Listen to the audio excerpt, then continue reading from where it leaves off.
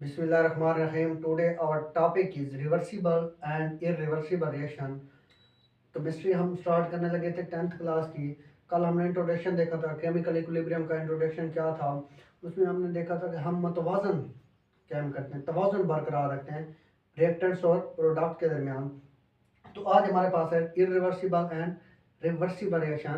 The reaction in which product reactant react with each other to make product and product decompose to form reactant. This is called reversible reaction. ऐसा reaction जिसमें reactors product बनाने के लिए react करते हैं और product दोबारा क्या बनाते हैं, रिएक्टेंट्स बनाते हैं। ये हमारे पास क्या होता है, reversible reaction. The reaction in which reactants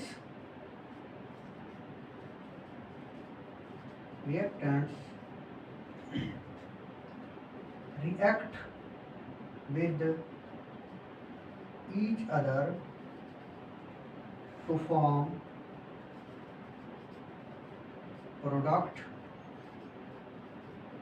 and product decompose to form reactant. This is known as reversible reaction.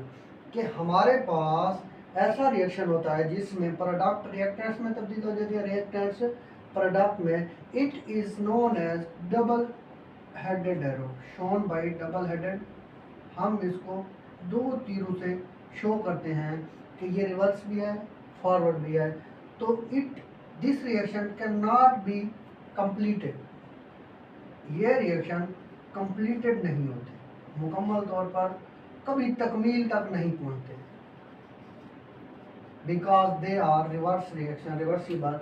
अगर एग्जांपल के तौर पर वो कहता है हमारे पास, अगर हम कॉमन एग्जांपल देखें जो हमारी डेली लाइफ के अंदर यूज होती है, वो क्या है, melting of ice. Melting of ice, this is an example of reversible reaction.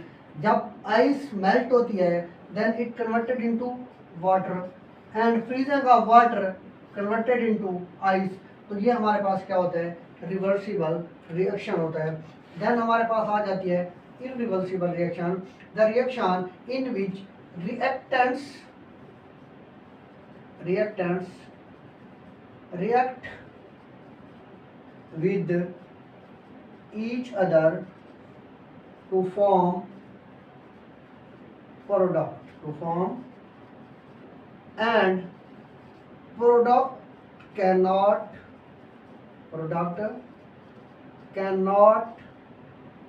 decompose into reactants।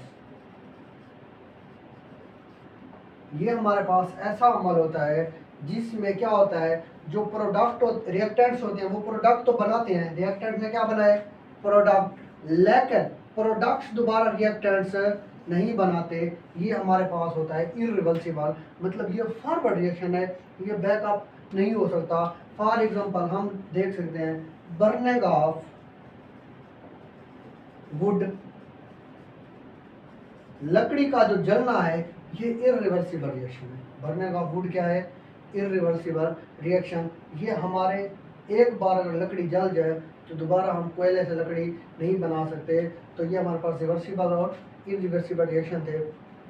उसके बाद हमारी बुक के अंदर कुछ कॉमन सी एग्जांपल दी हुई हैं, उन एग्जांपल को हम डिस्कस करते हैं। सबसे पहले हम देखेंगे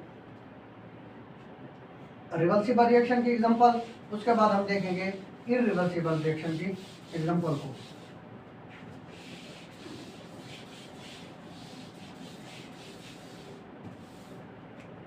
अगर हम बात करें एग्जांपल की तो वो कहता है हाइड्रोजन आयोडाइड।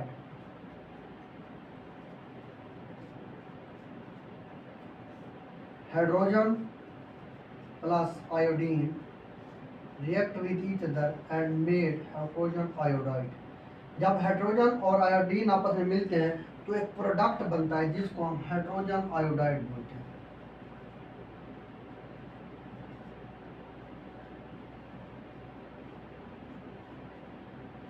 ये एक प्रोडक्ट बन जाता है जो क्या होता है, कलरलेस। हाइड्रोजन आयोडाइड क्या है, कलरलेस है, लेकिन हाइड्रोजन गैस भी क्या है, कलरलेस। बट आयोडीन है पर्पल कलर। अब जब हाइड्रोजन प्लस आयोडीन आपस में रिएक्ट करते हैं, वो कहते हैं अगर हम एक बंद फ्लास्क लें, हम इस तरह के कोई फ्लास्क लें, ये हमारे पास एक फ्लास्क है, अगर हम ये फ्लास्क बंद हो, ये क्या हो, फ्लास्क ऊपर से बंद हो, यहाँ हम हाइड्रोजन आयोडाइड को रखें जो क्या है, कलरलेस, तो ये किस में, हाइड्रोजन प्लस आयोडीन में क्या हो जाएगी, तब्दील हो जाएगी जब हम इसे हीट अप करेंगे। जब हम क्या करेंगे, हीट अप। लेकिन वो कहता है इसी तरह अगर हम हाइड्रोजन और आयोडीन को रिएक्ट करवा के एक और फ्लास्क के अंदर रखे हैं, ये हमारे पास एक और फ्लास्क है, यहाँ पे जब हम रखते हैं तो वो कहता है यहाँ पे हाइड्रोजन आयोडाइड पड़ा हुआ है, जब हम इसे क्या करवाएंगे, दोबारा हीट करेंगे, तो ये क्या होगा, फ्लेम नज़र आएगा यहाँ से, किस चीज़ का, आयोडीन का, मतलब वेपर्स बनेंगे जो किस कलर के होंगे, पर्पल। ये हमारे पास एक इरिवर्सिबल रिएक्शन है। रिएक्टेंट्स क्या बना रहे हैं, प्रोडक्ट। अब प्रोडक्ट दोबारा तहलील होगा, क्या बन जाएगा, रिएक्टेंट। देखें हमारे पास 2HiH2 प्लस I2, ये हमारे पास क्या है, रिवर्सिबल रिएक्शन है हाइड्रोजन आयोडाइड, जिसमें क्या होता है, एक मरतबा रिएक्टेंट्स प्रोडक्ट बनाते हैं, दूसरी मरतबा प्रोडक्ट क्या बना देता है, रिएक्टेंट्स बना देता है। देन हमारे पास इरिवर्सिबल रिएक्शन के एग्जांपल है, कैल्शियम कार्बोनेट लिया हुआ है उसने CaCO3, जिसे हम लाइमस्टोन कहते हैं, लाइमस्टोन। अब वो कहता है जब calcium oxide CO plus CO2 आपस में मिलते हैं तो क्या बनता है, CaCO3। ये क्या है, calcium oxide plus carbon dioxide जब मिलेंगे CO3 बनेगा। तो वो कहता है ये हमारे पास रिवर्सिबल रिएक्शन भी है एंड इरिवर्सिबल रिएक्शन भी है।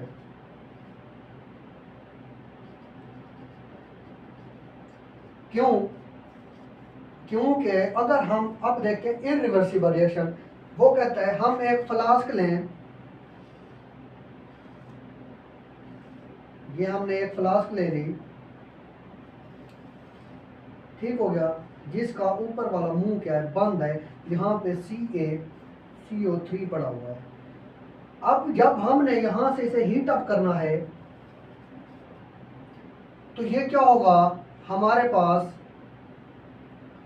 एक CaO प्लस CO2 के क्या बनेंगे, प्रेसिपिटेट्स, बुखारात बनेंगे। क्या बनेंगे, बुखारात।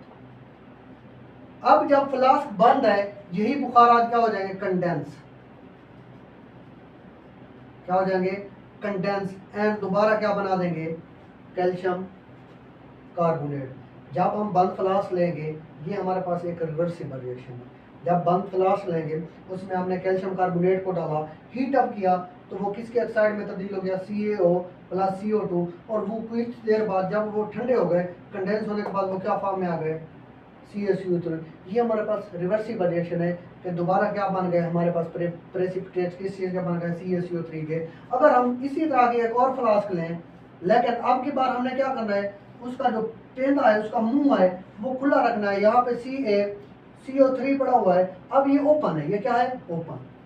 जब हम इसे हीट अप करेंगे यहाँ से, तब क्या होगा, जो बुखारात बनेंगे वो हमें नजर नहीं आएंगे, CaO भी बनेगा, CO2 भी, लेकिन वो किस में चले जाएंगे, फिजा के अंदर। अब वो डिकम्पोज हो गए, वो क्या हो गया, डिकम्पोज।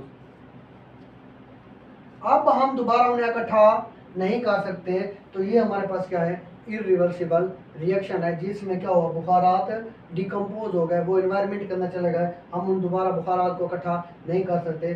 तो ये हमारे पास था reversible and irreversible reaction. If you have any question in this topic, to ask in comment section. अल्लाह हाफिज़।